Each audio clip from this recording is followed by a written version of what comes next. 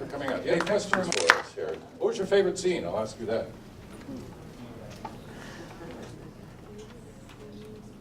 Everyone loved every scene. Huh? Scott. I have a question. Yes. Tell me about your cinematographer. Oh, I'm glad you mentioned that because I forgot to mention her, and she is amazing. She was my partner in crime in every sense of the word.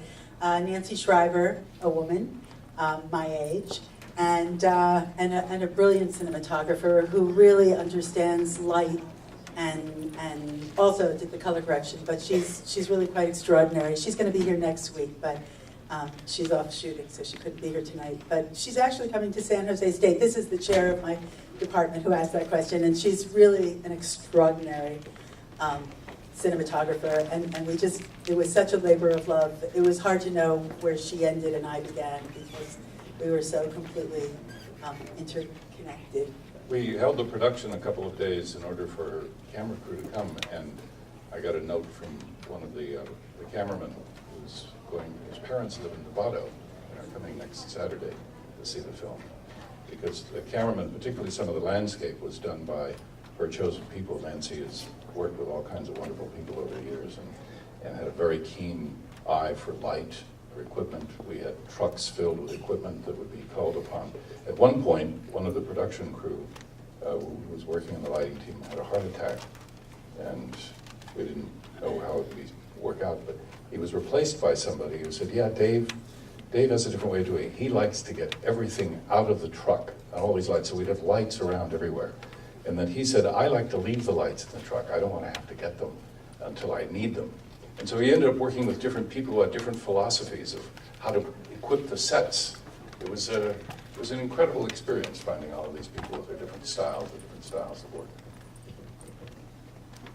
Yeah. I have a question. If that was actually your hair that you cut, or was it It was actually my real hair. There were multiple debates on whether it should be a wig or whether it should be my real hair, but it looked so much more real to be my real hair that we ended up cutting it, because originally my hair, it was 10 inches longer. It was exactly 10 inches. It was down here, and we cut it off up to here, and I'm really glad I did, because I got to donate it to Locks of Love, the wonderful foundation that turns real human hair into. You know, it's funny how films happen. And in telling the story, my goddaughter had lost her father, and she had cut her hair and donated to Lots of Love. And I felt like we wanted some sort of magical thinking that would begin the magical nature of this story. And when we decided to cut it for real, which is what I wanted, the question was, you know, there were no retakes. We couldn't paste it back on. So it was the first shot of the film. And it was a very tense moment. And actually, we created a little salon in the living room of the house, you know, because the only reality is in the frame. And we did it, and we were all weeping. Isabella's mother, who's out here somewhere, she and I were sitting, you know, in front of the monitor, and we were like in pieces. It was. I never had a daughter, but if I had, it would be this child, and it was hard seeing her cut her hair for the first time and cry. I want to say, oh, put it back. Also, notice Ella's accent. Yeah. She's speaking in her actual accent tonight. In the film, she performed it all in her American accent. how hard is that? To do the whole thing in American, well, I usually do all my auditions in American accent, so it's become second nature to me. But throughout the set, I actually spoke in an American accent for the whole movie, on and off screen. And it made it so that for those 6 weeks, I became American. I became an American Ella. And when we finished the shooting, I bought her an American doll with long hair. It was Kit Kitteridge. It's Yes. because she looked like me with her hair and her eyes, and that's the doll I got. Isn't that good for like a surrogate mother? You have a question back here. Where is she from? Where are you from? Originally, I'm from London, but now I live in LA. But you know how we found her? Cinequest Film Festival is right near San Jose State, where I teach.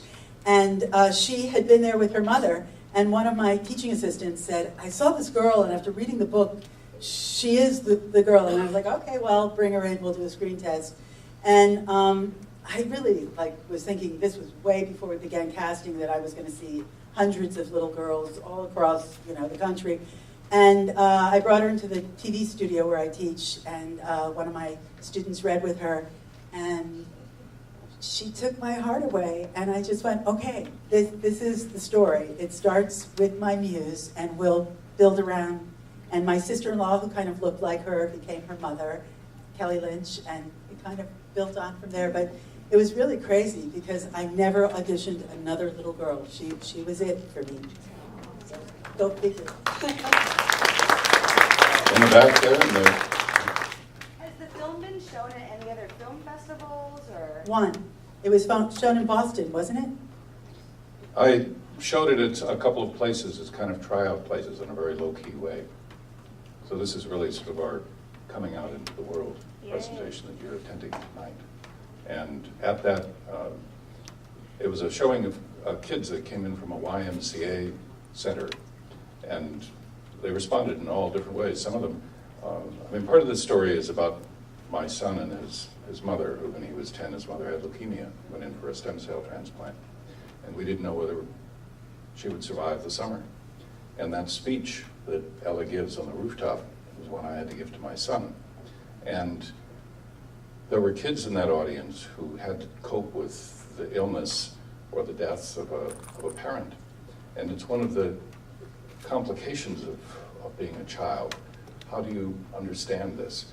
One of the things in going through the months of editing the film is that I realized something about this family is that no one tells Ella the truth about her family in her own family. It's the outsiders. It's Miguel and Abercrombie who tell her. She has to puzzle these things out, and perhaps you can plumb in your own life the mysteries that you've had to try to understand from your own people. And I just, I've seen this film, I don't know, probably easily 200 times in bits and pieces, and I'm continually struck by not only what Isabella did in the performance, but I can catch details of what the sound team did at Twickenham in London.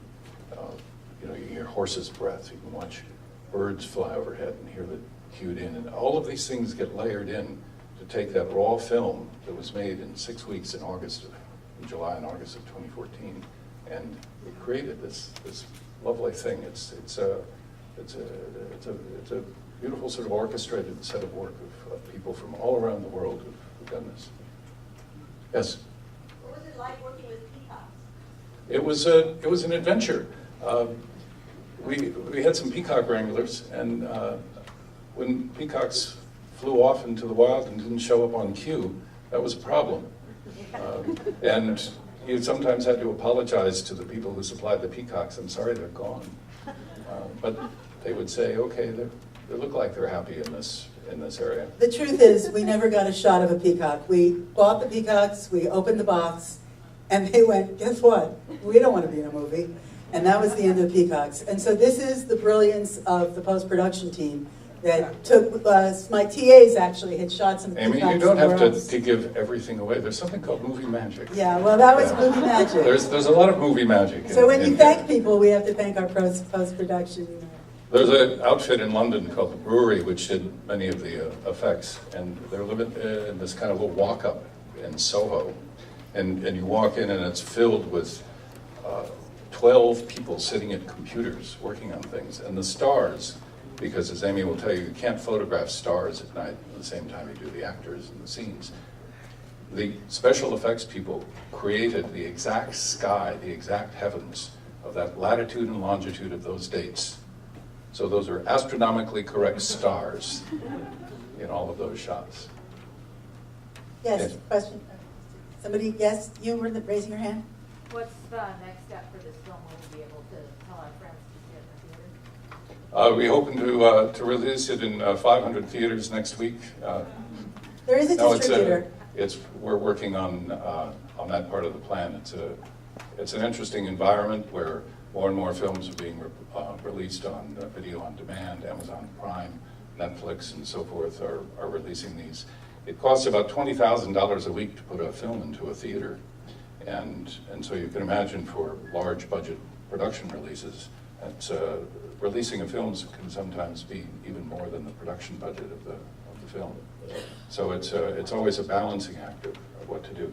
But we're really pleased to be here at the Mill Valley Film Festival. And also, it's about finding the right audience. You know, I think after years of, I think what attracted me to this story when I read it and decided to turn it into a feature was the idea of, for years, I've suffered through kids' movies with my son, you know, when he was growing up. And I wanted to create a movie for young adults and for 11-year-olds, 9 to 12-year-olds, that a parent could watch without being in agony. And I guess we call that a family film. And that was the goal. So now it's just finding that family audience that is also a challenge in this day and age. But I have complete faith in my producer extraordinaire.